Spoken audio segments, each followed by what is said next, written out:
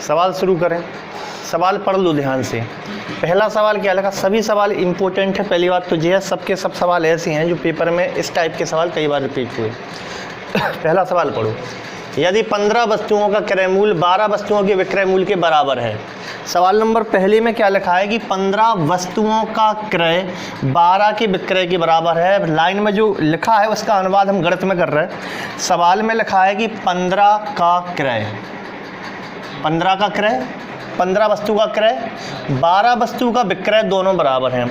तो बराबर क्या लिखेंगे, 12 का विक्रय। क्या ये पहली लाइन तुम्हें समझ में आई या नहीं आई? हमने केवल अनुवाद किया है गणित में पहली लाइन पढ़ने को बाद।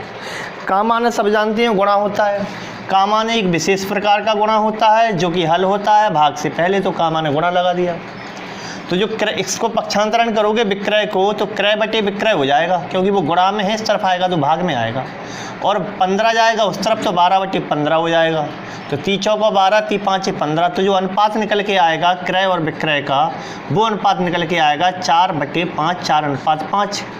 इसका अर्थ ये है कि अगर तुमने 4 रुपए की खरीदी, क्रय 4 किया, अगर 4 रुपए की खरीदी तो 5 की बेची, और अगर 40 की खरीदी तो 50 की बेची, और अगर 400 की खरीदी तो 500 की बेची। अनुपात का मतलब होता है क्रय का हिस्सा अगर 4 था तो विक्रय का हिस्सा 5 है। यानी तुम्हें प्रॉफिट होगा कि लॉस होगा? प्रॉफिट होगा। मान लो थोड़ी देर के लिए कि क्रय 4 है और विक्रय 5 है, माना कि, या फिर तुम ऐसा भी कर सकते हो कि क्रय 4x है विक्रय 5x है। तुम्हें उत्तर चाहिए तुम्हें परसेंट में, तो इससे कोई मतलब नहीं है कि तुम 4x 5x ही मानो। तुम अगर सीधे ऐसे भी रख दोगे तब भी वही आंसर आएगा।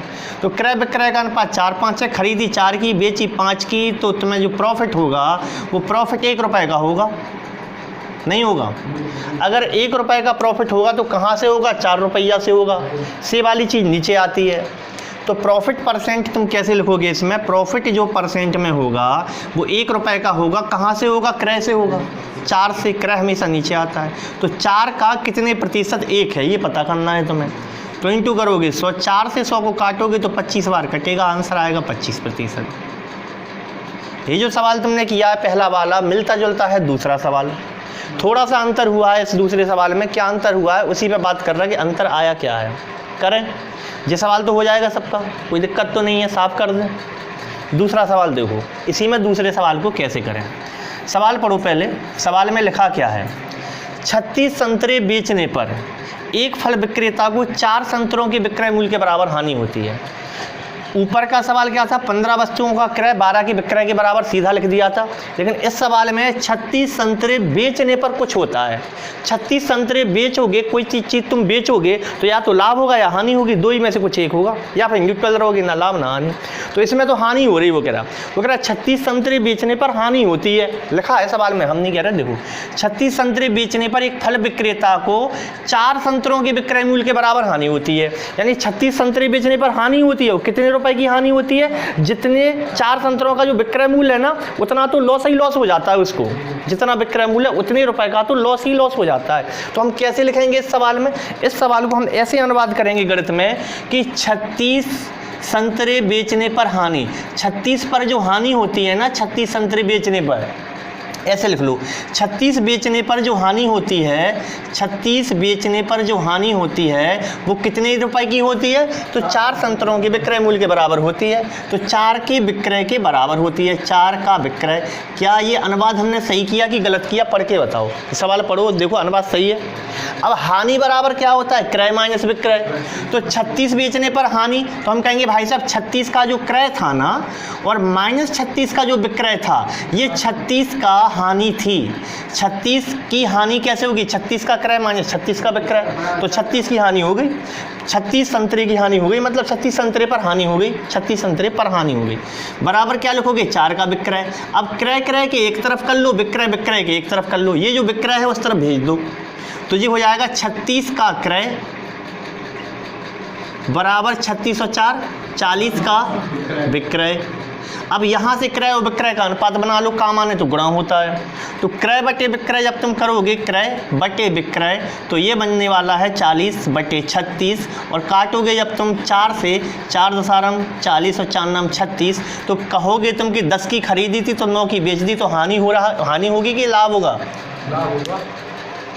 10 की खरीदी है तुमने, 10 की खरीदी है और 9 की बेच दी,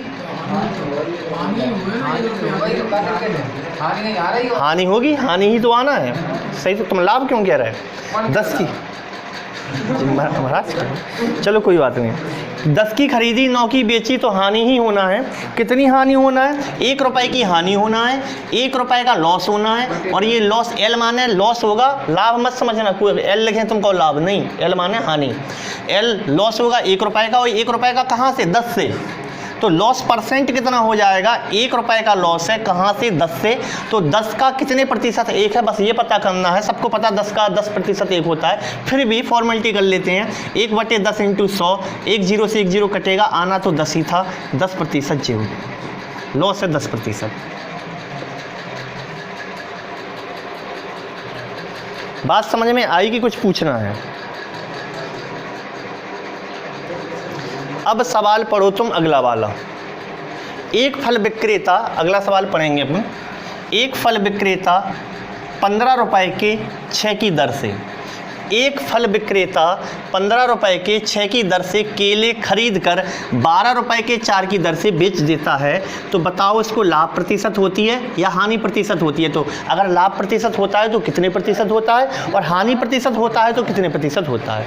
हमने तुमसे कहा कि हम 10 संतरे लाए थे या 10 वस्तु लाए थे, 10 वस्तु हम 100 रुपए की लाए थे, और हमने 17 वस्तु 140 रुपए की या कुछ भी बेच दी, तो क्या तुम लाभ प्रतिशत हानि प्रतिशत निकाल लोगे? नहीं निकाल सकते, जब तक कि वस्तु की संख्या समान ना हो। अगर हमने कहा 10 वस्तु हम 90 की लाए थे, 10 वस्तु हमने 100 की बेच दी, तुम हाल कह दोगे भाई साहब 10 रुपए का फायदा कमा लिया तुमने। लेकिन हमने कहा 10 वस्तु 90 की लाए थे और 13 वस्तु हमने 120 की बेच दी, तो तुम पता नहीं कर पाओगे कितने रुपए का लाभ हो गया या कितने रुपए की हानि हो गई।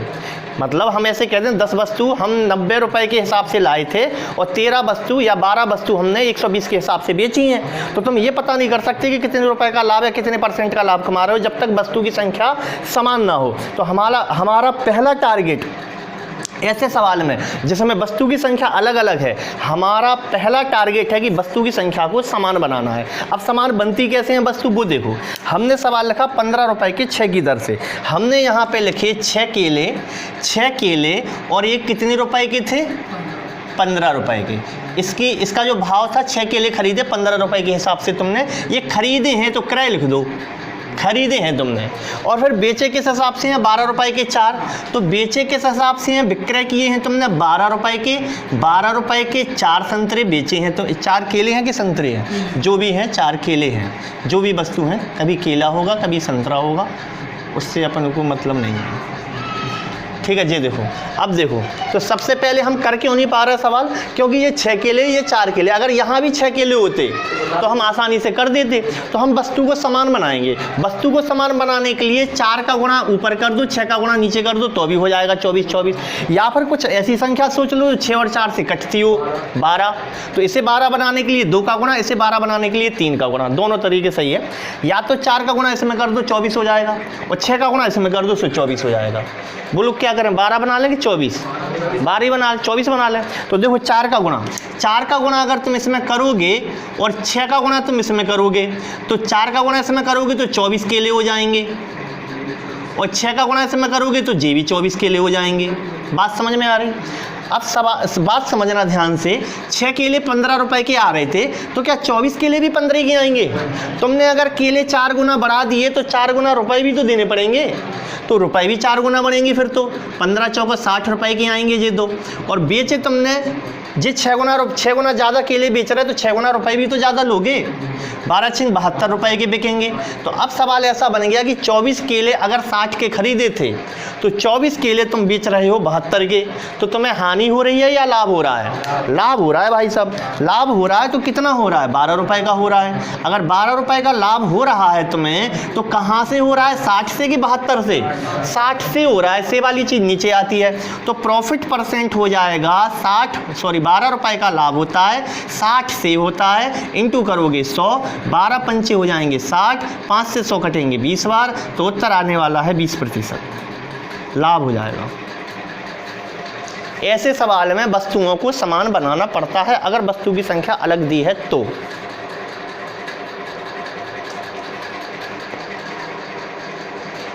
इम्पोर्टेंट सवाल पढ़ो अगला ध्यान से। क्या लिखा है सवाल नंबर 4 में, एक दुकानदार ने बिजली की प्रेस 10% लाभ पर बेची। अगर तुमने 10% लाभ को देख लिया, तुम्हारी नज़रें 10% लाभ पे चली गई, तो तुम्हें मन में हाल का सिग्नल आना चाहिए कि अगर परसेंट लाभ है तो हमें आवश्यकता है क्रय मूल्य की। अब हमारी नज़रें पूरे सवाल में बस क्रय मूल्य को तलाश करेंगी, क्रय मूल्य को तलाश करने वाली हैं। यदि उसने 10% कम में ख़रीदा होता, यदि उसने 10% कम में ख़रीदा होता, ठीक है हम 10% कम कर देंगे, लेकिन ये तो पता चल जाए ख़रीदा कितने में है, ये तो पता नहीं है। नहीं, फिर आगे लिखा तथा 16.5 रुपये कम में बेचा होता। 16.5 रुपये कम में भी बिचवा देंगे, पहले कितने में बेच रहा था हम पता कर लेंगे, लेकिन ख़रीदा कितने में ये तो पता चले पहले। तो उसे 10% का लाभ हो जाता, 10% का लाभ हो जाता। बिजली की प्रेस की लागत मूल्य, लागत मूल्य माने यहाँ क्रय मूल्य से ही है। क्रय मूल्य क्या है? अब क्रय मूल्य इन्हें पूछा है। अब लाभ प्रतिशत जब हमने दिया था तो क्रय मूल्य देना चाहिए, अगर नहीं दिया है तो हम 100 मान लेते हैं, जी करते हैं। लाभ प्रतिशत देखा, क्रय मूल्य पूरे सवाल में है नहीं है, तो माना कि क्रय मूल्य क्या है 100। हमने लिखा यहाँ पे माना कि क्रय मूल्य 100 है। ध्यान से समझते आना सवाल, नहीं तो समझ में नहीं आएगा। ये क्रय मूल्य बराबर 100 क्यों माना है, इस प्रश्न का उत्तर भी तुम्हारे पास होना चाहिए कि तुमने सवाल में लाभ प्रतिशत देखा था और क्रय मूल्य नहीं था, इसलिए क्रय मूल्य को 100 माना है। और एक जगह एग्जैक्ट मान दिख रहा है 16.5 रुपया, और कहीं नहीं है एग्जैक्ट मान। देखो 10%, 10%, 10%, एक ही जगह एग्जैक्ट मान है 16.5 रुपये। ना तो ये 100 रुपये में जुड़ेंगे, ना ये इसमें घटेंगे, ना गुणा होंगे, ना भाग होंगे। इसका बस एक काम है तुलना करवाना कि हमारे इतने, इनके 16.5। अब हमारे कितने आ रहे हैं वो पता करना तुम्हें। तो देखो सवाल शुरू कर रहे हैं। एक दुकानदार ने बिजली की प्रेस को 10% लाभ पर बेचा। अब 10% लाभ करवाना जरा, इसमें कितने हो रहे हैं 110, यानी विक्रय मूल्य कितना हो गया 110 रुपए। इसके ऊपर केवल वो ऑपरेशन होते हैं जो परसेंट में दिए हैं या अनुपात में दिए हैं या फिर 1/4 भाग, 1/2 भाग, 1/3 भाग में दिए हैं, मतलब एग्जैक्ट नहीं है, एग्जैक्ट नहीं है, वो होती हैं केवल इस पर। तो ठीक है, अपन ने जी आ गए यहाँ तक। अब आगे के 110 रुपया बन गए अपने। आगे देखो, यदि उसने इसे 10% कम में खरीदा होता, अभी कितने में खरीदा 100 में, अगर 10% कम में खरीदा होता तो 90 में खरीदता वो। पहले तो वैसे तो नॉर्मली 100 में खरीदा उसने, वो करा अगर, तो क्रय मूल्य कितना हो जाना था 90 रुपए। वो कह रहा अगर 10% कम में खरीदा होता और 16.5 रुपये कम में बेचा होता, तो तुम कहोगे भाई साहब अभी तो 110 में बेच रहा है, तो क्यों ना इसमें से 16.5 रुपया घटा दिए जाएं। अगर तुमने 110 में से 16.5 घटाने की कोशिश करी तो महापाप हो जाएगा। 110 में से 16.5 को नहीं घटा सकते, 16.5 की केवल हम तुलना करवा सकते हैं, इससे ज़्यादा कुछ नहीं कर सकते। तो 16.5 घटाने की कोशिश मत करना। लेकिन वो उसका मतलब यही है कि यहाँ जो लिखा है ना संख्या, उसमें 16.5 कम करोगे, 16.5 कम करोगे तो यहाँ कुछ संख्या आ जाएगी, यहाँ कुछ आएगी, और जो भी आएगी यहाँ 90 पे वो फायदा दे रही है। कितने का फायदा दे रही है 10% का। 16.5 कम में बेचोगे तो 10% का फायदा होगा, यानी 90 में 10% यानी 9, 99 रुपये यहाँ बन जाएंगे। तो हम क्या कहेंगे 110, हम कितने कम में बेच रहे हैं 11, हम तो 11 कम में बेच रहे हैं तब हमें 10% का प्रॉफिट हो रहा है। हम तो 11 कम में बेच रहे हैं जब हमें 10% का प्रॉफिट हो रहा है, और करवा दो तुलना जे 16.5 कम में बेच रहे हैं। तो हमें जो 11 रुपए कम है ना, यहाँ पे जो 11 की अंतर आया है 11 रुपए का, इनका कितने का अंतर है वो जे हमें 11 इनके 16.5 के बराबर हैं, हमें 11 इनके 16.5 के बराबर हैं। तो हमें चाहिए क्या है लागत मूल्य क्रय मूल्य। तो हमारे 100 इनके कितने के बराबर हैं, इसका गुणा करेंगे इसमें और इसका गुणा करेंगे इसमें, आंसर दे देगा जी 16.5 × 100 और बटे में क्या करेंगे 11। अब ये पॉइंट हटाओगे तो नीचे भी 100 हो जाएगा, 100 से 100 कट जाएंगे और 11 कम 11, 11 15 55, 150 आंसर आ जाएगा। तो याद रखना ये जो एग्जैक्ट मान दिया है ना, ये केवल तुलना करवाने के काम में आता है। तो यहाँ तुम 16.5 कम नहीं कर सकते, उसकी केवल तुलना होगी और कुछ नहीं। एग्जैक्ट मान की केवल तुलना कर सकते हैं 100 मानने वाली विधि में, और कुछ नहीं। 16.5 कम करें तो 13.5 में वो 10% नहीं बन रहा, फिर 10% नहीं बनेगा, बात सही है। चलो सवाल देखो अगला। सवाल में क्या लिखा है, एक घड़ी के अंकित मूल्य पर 10% की छूट देने के बाद घड़ी का मूल्य 1080 हो जाता है। जैसे ही तुमने 10% की छूट देखी, बट्टा देखा, डिस्काउंट देखा, तो तुम्हारी नज़रें तलाश करने लगी इस सवाल में MRP को। लेकिन MRP कहीं मिलेगा नहीं, तो MRP को तुम्हें 100 मानना पड़ेगा। बट्टा देने के बाद मूल्य क्या हो जाता है 1080, और बट्टा देने के बाद मूल्य 1080 है जी, बट्टा के डिस्काउंट के बाद। यदि छूट ना दी जाए तो दुकानदार को 20% लाभ होगा। अब तुमने जैसे ही 20% लाभ देखा तो लाभ तो क्रय मूल्य पे होता है, तो तुम सोच रहे या तो सवाल में MRP मिल जाए तो भी कर देंगे, या फिर सवाल में क्रय मूल्य मिल जाए तो भी कर देंगे। और अगर MRP क्रय मूल्य में किसी एक को चूज करने के लिए कहा जाए तो हमारी सलाह मानो क्रय मूल्य को ही कर लिया करो, ज़्यादा अच्छा रहता है। वैसे MRP को करोगे तो कोई बुराई नहीं है, उससे भी आंसर आ जाएगा, लेकिन हम क्रय मूल्य को करने की आदत है, हम क्रय मूल्य को कर रहे हैं। तुम कहो MRP तो हम MRP करके दिखा देंगे, लेकिन पहले हम क्रय मूल्य कर रहे हैं। देखो इसमें लिखा 20% का लाभ होता है, तो वो तो क्रय मूल्य पे होता है, क्रय मूल्य दिया नहीं है। माना कि क्रय मूल्य 100 है, इस सवाल में हमने लिखा माना कि क्रय मूल्य 100 है।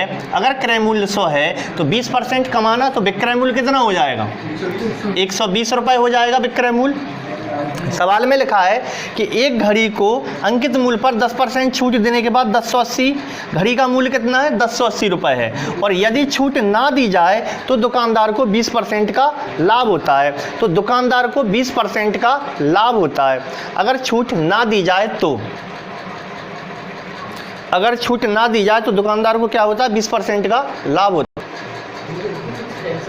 सवाल क्या लिखा, एक घड़ी के अंकित मूल्य में 10% की छूट देने के बाद घड़ी का मूल्य 1080 रुपये है। छूट देने के बाद 1080, अगर डिस्काउंट दो तो 1080 में बिक रही, अगर डिस्काउंट दो तो 1080 में बिक रही, और यदि छूट ना दो तो दुकानदार को 20% का लाभ होगा। छूट ना दे यानी जितने की MRP है उतनी में बेच दे तो 20% का लाभ होगा, जितने की MRP है उतनी में बेच दे तो 20% का लाभ होगा। तो कितने में 120% का लाभ, मान लो क्रय मूल्य 100 है तो 120 में बिक रही, 120 में बिक रही, तो यानी ये उस समय की बात है जब MRP 120 है और ये 120 ही में बेच रहा है, तो 20% का लाभ हो रहा है। तो MRP का काम भी कौन करेगा 120 ही करेगा। अब वो कह रहा 10% छूट दो तो 1080 रुपये है। अच्छा हम 10% छूट दे के देखें इस पर हमें कितने आ रहा है, डिस्काउंट दो इस पर 10% का, 10% का डिस्काउंट यानी 12 रुपये को छोड़ दो, 12 रुपये को छोड़ोगे तो 108 आएगा। तो तुम कहोगे भाई साहब 108 आ रहा हमारा, तो 10% डिस्काउंट के बाद इनका कितना आ रहा 1080, तो 108 कितने के बराबर है 108 बराबर है 1080 के। तो तुम्हें पता क्या करना है क्रय मूल्य, क्रय मूल्य यानी 100 है तो 100 कितने के बराबर है इतना तुम्हें पता करना। इसका इसमें आंसर आएगा 1080 इंटू 100 बटे 108। 108 से 10 बार कटेंगे 1000 आंसर आ जाएगा।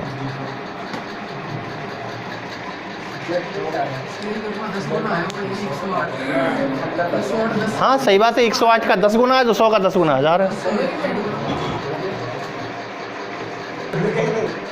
चलो अगला सवाल देखो, सवाल देखना ध्यान से। 4 सवाल लिखे हैं, चारों सवाल बेईमान दुकानदार की कर रहे हैं।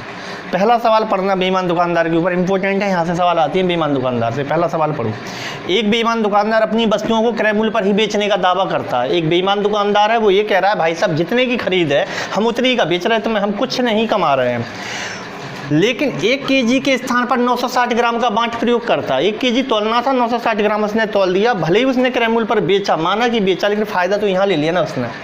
तो ऐसे सवाल को करने के लिए हम क्या करेंगे, 1 kg के स्थान पर 960 ग्राम तोला है, तो ध्यान से देखना, अपन मानेंगे ऐसे सवाल में, माना कि 1 ग्राम जो है 1 ग्राम वो 1 रुपये का आता है, ऐसा हम मान लेंगे। माना कि 1 ग्राम 1 रुपये का आता है तो 1000 ग्राम 1000 रुपये का हो जाएगा। तो 1000 ग्राम 1 kg कितने का पड़ेगा 1000 रुपये का पड़ेगा, ऐसा हम माना कि कर लेंगे 1000 रुपये का पड़ेगा। तो क्रय मूल्य तुमने क्या माना है 1000 ग्राम 1000 रुपये का, ऐसा तुमने क्रय मूल्य माना। इस बार क्रय मूल्य को 100 इसलिए नहीं मान रहे हम, क्रय मूल्य को 100 ग्राम 100 रुपये इसलिए नहीं मान रहे, हालांकि 100 ग्राम 100 रुपये मान लो हो जाएगा, लेकिन इसमें लिखा 960 ग्राम तोलता है 1 kg के स्थान पर, 1 kg के स्थान पर। तो 1 kg यानी 1000 ग्राम देना था, ग्राहक आया बोला 1000 ग्राम दे दो, 1000 रुपये ले लो। अगर हम क्रय मूल्य ही पे बेच रहे हैं, 1000 ग्राम 1000 की खरीदे 1000 ही पे तुम्हें दे रहा है, उसने 1000 ग्राम के पैसे दिए, 1000 रुपये तो दिए, लेकिन उसने बांट में गड़बड़ी करी और 960 ग्राम उसको तौल के दे दिया। और वो 960 ग्राम कितने रुपए का होना था 960, यानी 960 रुपये की जो चीज़ थी उसके रुपए कितने ले लिए उसने, उसके रुपए उसने 1000 ले लिए, तो फायदा तो हो गया। उसने तो ग्राहक को थोड़ी पता कि 960 ग्राम तोल दिया उसने 960 ग्राम तोल दिया उसे, और रुपए 1000 के ले लिए। उसने कहा लो ले जाओ 1 kg है, और पैसे 960 के हैं, वो भी तो 960 ग्राम है, 1000 कितने का फ़ायदा ले लिया उसने फ़ायदा ले लिया उसने 40 का, और 40 रुपए का फ़ायदा कहाँ से लिया है? 960 से। तो प्रॉफिट परसेंट आ जाएगा, 40 का फ़ायदा 960 से हुआ है तो गुणा कर दोगे 100 का, एक जीरो को एक जीरो से काट दोगे तो 4 दूनी 8, 9, 4 चौका 16, और ये कटेगा अभी, और 4 सिंह 24, 25 चौका 100, तो 4 सही 1/6 इतने परसेंट का उसे फ़ायदा हो जाएगा। 4 सही 1/6। बात समझ में आ गई? अगले सवाल को, लगभग सभी सवाल को करने का बेईमान दुकानदार वाले ऐसे ही करने हैं अपन को। अगला सवाल करें सॉल्व, अगले सवाल को समझो, क्या रिपीट करेंगे? आगे समझ में? अगला सवाल देखो तो फिर अगले सवाल को करने के लिए हम क्या करेंगे वो समझना। सवाल में लिखा है एक बेईमान दुकानदार अपनी वस्तुओं पर क्रय मूल्य पर 6% का बट्टा देता है। ये दुकानदार ये कह रहा है कि भाई साहब हमसे खरीदो, सब MRP पे बट्टा देते हैं, हम क्रय मूल्य पे बट्टा दे रहे हैं। पता कर लो तुम वहाँ जाके, शहर में जाके, कि जिस चीज़ जितने में मिल रही हम उसी पर डिस्काउंट दे रहे हैं और तुम्हें बेच रहे हैं। तो मतलब बहुत कम आदमी यहीं से खरीदेगा। फिर तो क्रय मूल्य पर 6% का बट्टा देता है, लेकिन 16 ग्राम के स्थान पर 14 ग्राम तौल देता है। तो देखना, माना कि तुमने 1 ग्राम 1 रुपए का आता है, माना कि क्रय जो है वो 1 ग्राम 1 रुपए का है, तो तुम ये नहीं कहोगे भाई साहब 16 ग्राम 16 रुपए का आना चाहिए। अब 16 ग्राम 16 का आना चाहिए। एक ग्राहक आया 16 रुपए लेके, लेकिन वो कह रहा हम डिस्काउंट देते हैं, और कितने % डिस्काउंट देते हैं? 6% का देते हैं। तो 16 का 6% हो जाएगा 0.96 हो जाएगा। तो 0.96 को 16 में से माइनस कर दो तो 15.04 आएगा, 15.04। अगर इस पर डिस्काउंट दोगे 6% का तो 15.04 आएगा कि नहीं? 15.04 आएगा। लेकिन वो भी साथ 16 ग्राम वो लेने आया था, उसने दिया नहीं 16 ग्राम, उसने दिया कितना लिखा है उसमें, कितना? 14 ग्राम। तो 14 ग्राम, अब ये बात ग्राहक को नहीं पता लेकिन दुकानदार को पता है कि 14 ग्राम 14 रुपए की थी और हमने 15 ले ली उससे। तो 14 ग्राम तो 14 रुपए की थी, और 14 रुपए की चीज़ उसने बेच दी कितने में? 15.04 में। तो प्रॉफिट कितना ले गया वो? 1.04 का। और तुम्हें चाहिए परसेंट में आंसर, तो परसेंट प्रॉफिट हो जाएगा 1.04 का प्रॉफिट। कहाँ से? 14 से। इंटू क्या करोगे? 100। तो दशमलव जी हटाओगे तो नीचे भी 100, 100 से कटे 100, और 14 से काटो इसको, 2 से काटो, 2 से 14, 2 पंचे 52/7। तो 52/7 यानी सही बटे में ले जाना हो तो ले जाओ। 7 सही 3/7, 7 सही 3/7% का प्रॉफिट हो जाएगा। ये बात समझ में आई क्या? समझ में क्लियर है? जी सर। अगर समझ में आ गया तो अगला सवाल देखो। फिर अगला सवाल हम सॉल्व कर रहे हैं इसका। अगला सवाल क्या है उसको समझना।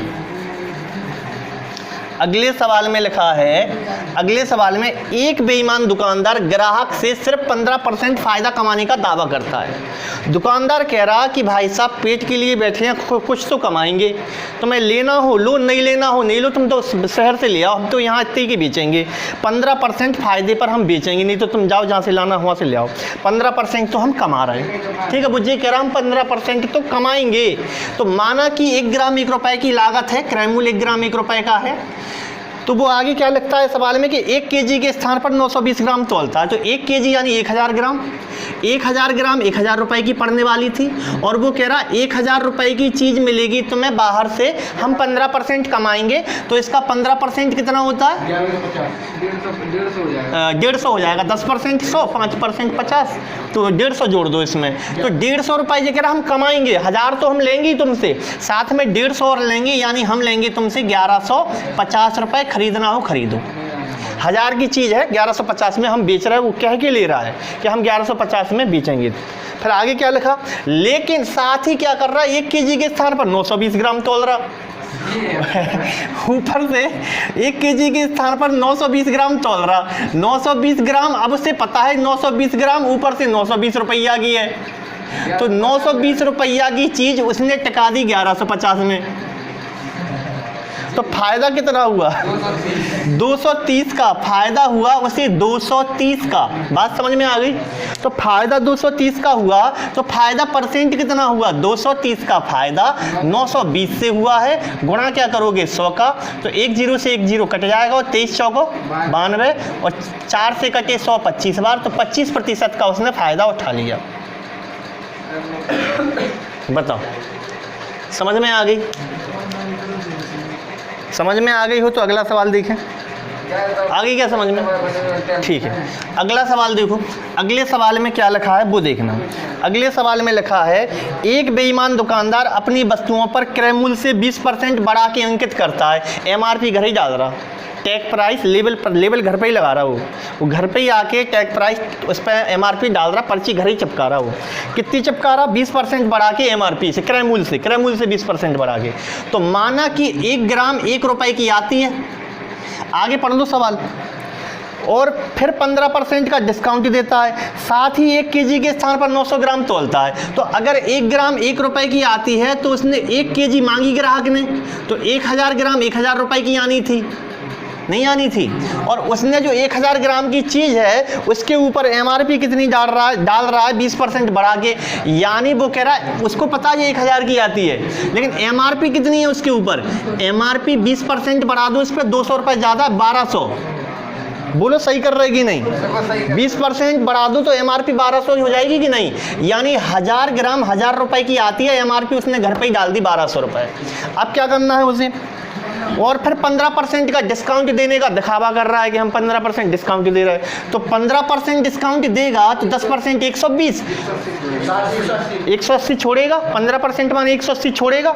तो डिस्काउंट अगर 15% देगा तो 180 कम करो, 1020 रुपए की बेच रहा है वो, 1020 रुपए की बेच रहा है वो। आगे क्या लिखा है? 15% डिस्काउंट देता, साथ ही 1 केजी के स्थान पर 900 ग्राम तौलता है। तो 1 केजी भी नहीं दिए उसने, जे भी नहीं दिए। फायदा तो यहाँ भी हो रहा था, लेकिन अभी मन नहीं मान रहा, और फायदा कमाने का मन था। तो 1 केजी के स्थान पर कितना तोला? 900 ग्राम तोला। तो 900 ग्राम तोला है तो 900 ग्राम कितने रुपए का है? 900 रुपया का। तो 900 रुपया की चीज़ जो उसने बेच दी वो कितने में बेच दी? 1020 में बेच दी। तो प्रॉफिट कितना हुआ? 120 का। अब ये प्रॉफिट जो हुआ है 120 का, प्रॉफिट हुआ है 120 का, हमें परसेंट में चाहिए। तो 120 का प्रॉफिट 900 से हुआ, तो बटे 900 करोगे, इंटू 100 करोगे, 00 तो ये खत्म ही हो जाएंगे। और 9 का भाग दोगे इसमें तो ये आ रहा है 3 से काट दो, 3 3 3 12, 40/3 आंसर हो जाएगा। 13 सही 1/3% इसका आंसर हो जाएगा। इतना प्रॉफिट कमाया उसने।